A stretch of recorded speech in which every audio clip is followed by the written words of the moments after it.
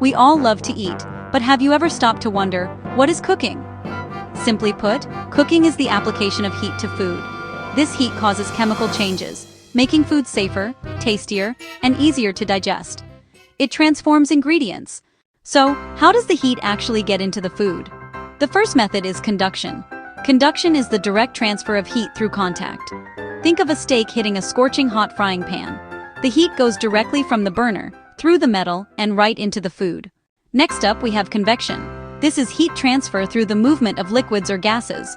When you boil water, the hot water at the bottom rises, pushing the cooler water down. The heat is constantly circulating, cooking everything evenly. The same thing happens with hot air circulating in an oven.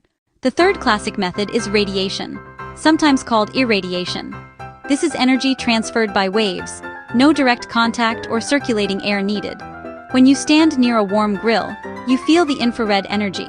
The grill doesn't touch you, but its heat waves still reach you. A microwave uses radio waves to excite water molecules inside the food, heating it up instantly.